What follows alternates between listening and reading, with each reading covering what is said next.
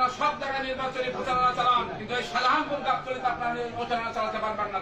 বগুড়া ৭ আসনে শাহজাহানপুর ও গাবতলীতে জামাত নির্বাচনী প্রচারণা করতে পারবে না বলে স্পষ্ট ঘোষণা দিয়েছেন বিএনপির স্থানীয় এক নেতা। এর কারণ হিসেবে স্থানীয় এই নেতাকে বলতে শোনা যায়, বেগম খালেদা জিয়া কয়েকবারের প্রধানমন্ত্রী, তিনি এই আসনে নির্বাচন করবেন। এমনই একটি ভিডিও সামাজিক যোগাযোগ মাধ্যমে ছড়িয়ে পড়ার পর নতুন করে বিতর্কের জন্ম দেয়। মিশ্র প্রতিক্রিয়া জানায় নেটিজেনরা।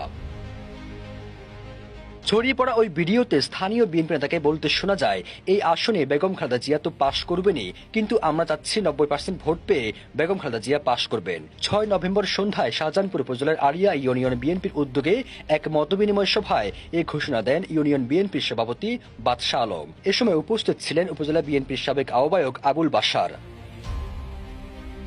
বগুড়া ৭ আসনটি গাবতলী ও শাহজাহানপুর উপজেলা নিয়ে গঠিত। প্রয়াত রাষ্ট্রপতি জিয়াউর রহমানের আসনটিতে বিএনপি চেয়ারপারসন বেগম খালেদা জিয়া বরাবরই প্রার্থী হন, তাই এটিকে ভিআইপি আসন বলেন দলীয় নেতাকর্মীরা।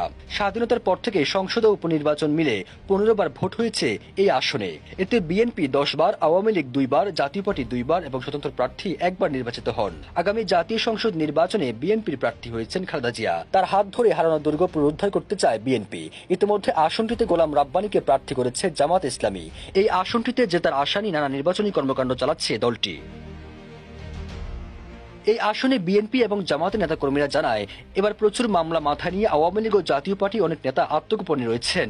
আওয়ামী লীগের মহাজোটে অন্য শরিক দলগুলোর প্রার্থীরাও মাঠে নেই। বর্তমানে মাঠে আছেন জামাত ইসলামী আন্দোলন বাংলাদেশ, বাসদ ও গণতন্ত্র মঞ্চের একক প্রার্থী।